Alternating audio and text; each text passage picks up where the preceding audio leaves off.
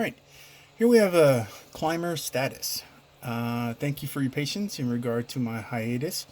Back now full time on all the stuff that's in my brain that I put to wood. So let's look at the basics here. For the most part, I need to deal with the large effect at the top and the small effect at the bottom. It will go from large to small in a diminishing capacity all the way down.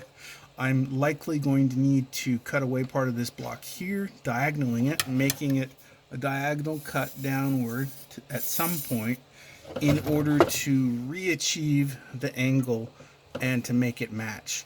This had to be cut here in order to get this knee and the side of the foot. Actually, this knee is quite a bit further out than it needs to be, but this extends all the way to the tip of the toe and probably has to cut a little more here. But I needed that area, and the only way I could do that was to cut this angle, and this angle will not match this angle at any point if it's at this height down here. So likely it will need to have a cut at some point. I'll do some trial and errors, air cuts on that in order to achieve that mark once I get there. That will also make it large up here, small down here.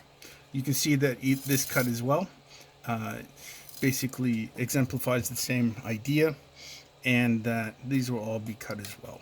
Trying to get the idea, and a lot of it is trial and error. Nobody's commissioned this piece, so for the most part, I'll just work through it. Trying to get the body to fit better, and rounding the arms, getting the hands in the right angles. I'll work on this possibly today, definitely this weekend. Obviously, this looks large, but it needs to be this thick because her lower back will be pushed inward toward the wall, and I'll need to make it larger here and smaller here because of the diminishing body size, because we're looking from above down. So anything down toward the ground will be smaller and everything at the top will be larger. Okay, so if you have any questions, feel free to ask. Thanks.